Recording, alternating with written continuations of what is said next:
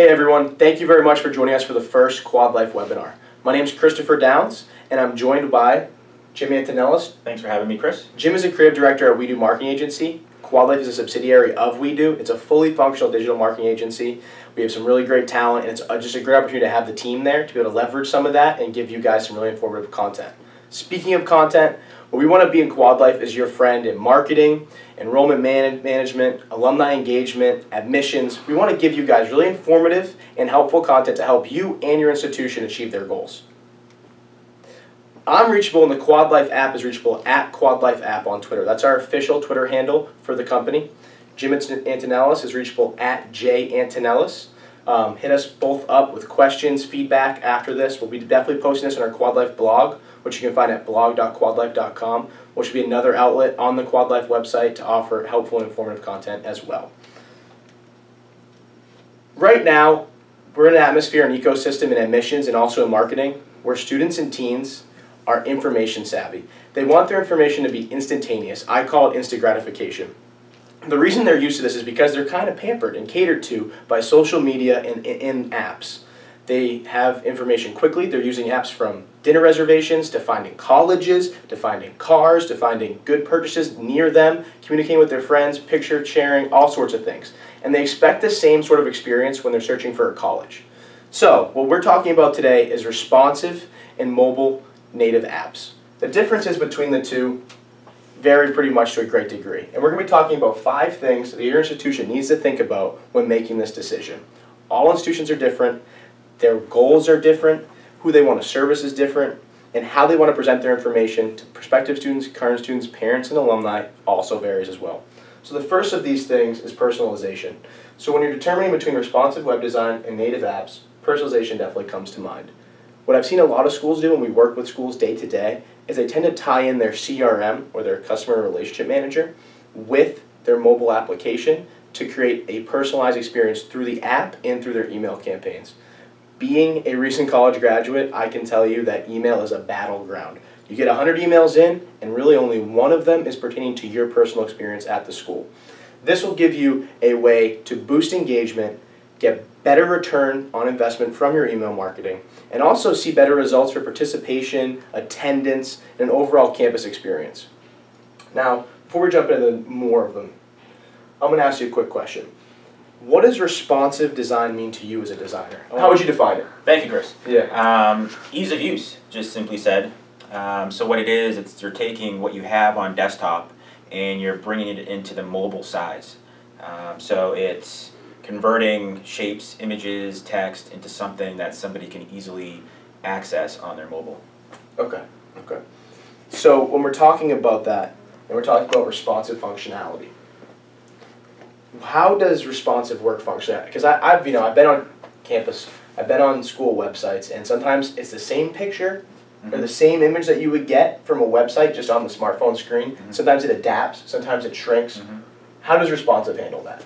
Responsive, what it does, it has these breakpoints, and it's taking a size, say your desktop, bringing it down to all the different types of devices that you have, so tablet, mobile, anything else, and what it's doing is it's rearranging the items from the desktop down to those sizes. So things start to stack, the menu might disappear, and it becomes a little hamburger menu up top. So you click that, and the menu will drop down.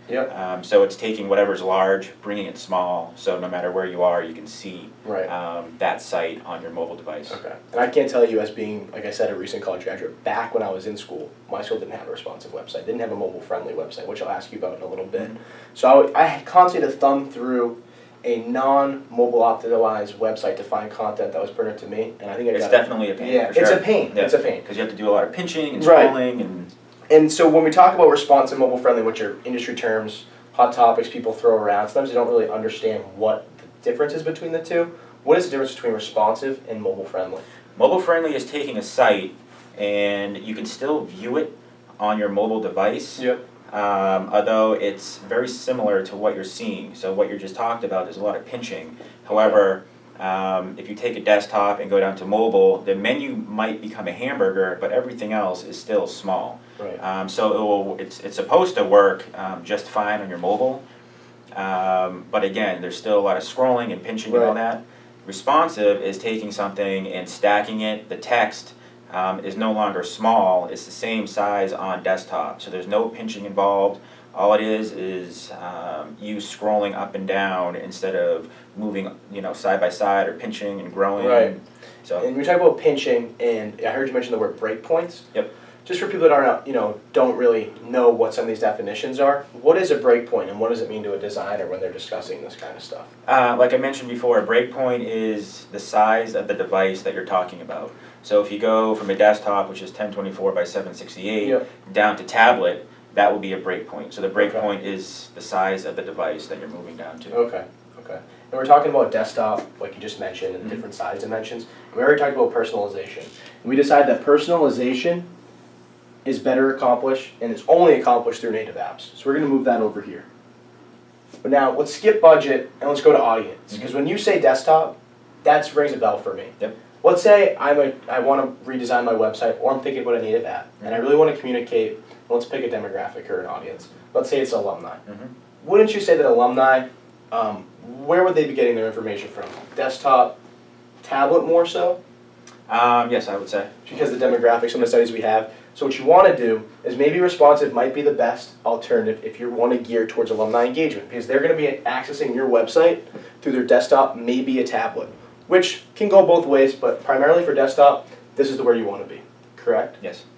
However, when we're talking about recruitment and marketing, we're talking about teens, 17 to 19, looking at colleges.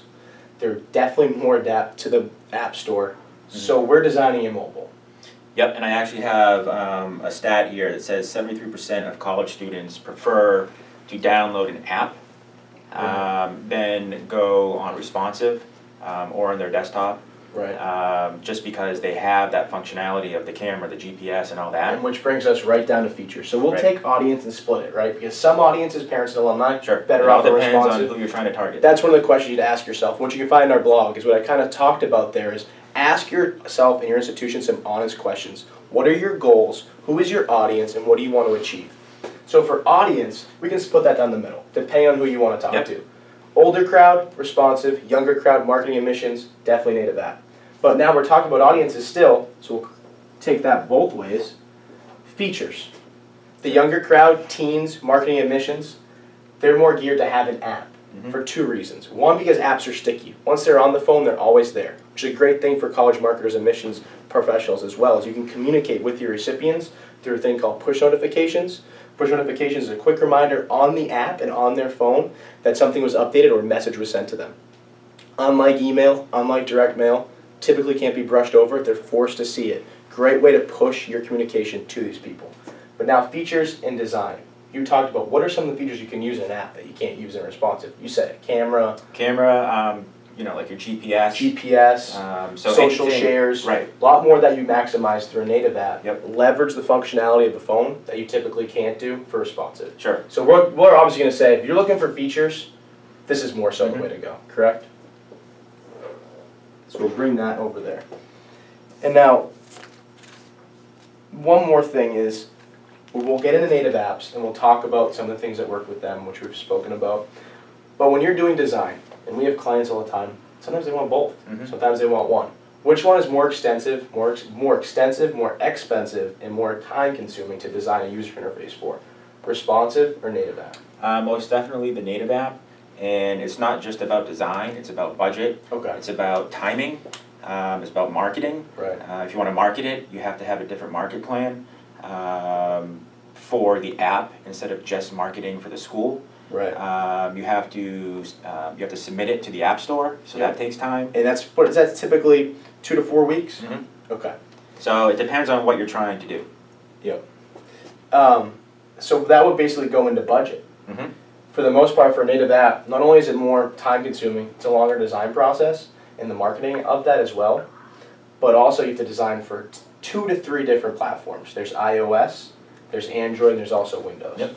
So it's something you don't have to do with responsive. Like I would say it's more universal, can be accessed for all devices, all screen sizes, all operating systems, whereas native typically has to be built for all 3. I'll do a shameless plug here and say that Quadlyfe, because it's a hybrid mobile app, it's web-based, we can offer you the same functionality of responsive with most of the features of native apps without having to, 1, get approval through an app store, and 3, build for 3 different operating systems. All of them are encompassed by a hybrid app, which is something we kind of pivoted to by the needs of the clients. So we'll go for budget. Responsive is definitely a little cheaper. Yes. Correct. Sure. Well, it could be tens of thousands of dollars cheaper, unless you go with a product kind of like Quadlyfe. And the last thing is SEO. When I'm talking about SEO, search engine optimization, there's 2 ways to do so, and there's 2 areas. There's search engine optimization on website searches, and there also is in the App Store. Both require their own developing and marketing for that, and I would say typically that it's you'll get more attention through responsive than you would through a native app. So we're going to bring that over to here. And now if you want to go back and we're going to look at some of Jim's picks for the best responsive sites. I know that Harvard had a good one, and also Virginia Tech. Which one do you want to pick? You want to look at Virginia? Yeah, sure. Okay.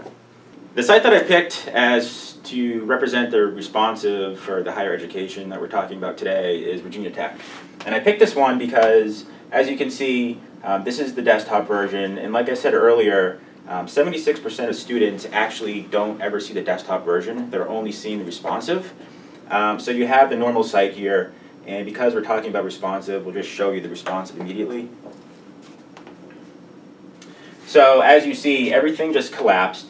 Things are stacked on top of each other. The main nav, it turned into a hamburger, as we like to call it, and when you click on that, all the links are still there. They're just buried within that link. So then, as you see, you still have the slider, and you move down, and the news and events. You have the images, you have the news, and unlike a mobile-friendly site, the text is actually the same size on the responsive site. So on a mobile-friendly, you would have to pinch and scroll to see what you're viewing. This one, it resizes, so everything is still relevant in size to the desktop. The next site we'll be talking about is harvard.edu, and with this one, again, we have the desktop version, which has the main nav. We have the sub-nav, the search, we have the slider, we have the featured events, and as you go down, it starts to talk about the news, some Twitter feeds. So you have the desktop version. When you collapse it into responsive, what you're getting now is a little bit different than the last site we looked at, as in it only had the hamburger menu. This one, it has the hamburger, but it's also calling out some other main links in here. So you have all the main links, then you have the main slider, and as you scroll down, everything is stacked on top of each other. Again, so like the text is still a size that you can read, so there's no pinching. But what's interesting about this site is that as you scroll, the menu collapsed, and you're viewing all the channels. So you have a way to get to where you need to go without going back to the top. Thank you for joining us at our first Quadlyfe webinar. I hope it was very helpful and very informative. Like I said, we want to be your friend in marketing, admissions, community engagement, alumni outreach. It's quadlyfe.com. We're at Quadlyfe app on Twitter. This is Jim Antonelis. Thank you very much for joining us, Jim. Thank you, Chris. A lot of really good, helpful information. Thank you. For designers, marketing, and missions alike. It was really good. We went over both responsive and native apps. We talked about the features and the questions you should be asking yourself, and hopefully you guys got something out of it. So stay tuned. We're going to have more content coming through not only our blog, but also through our other social media channels. Thank you.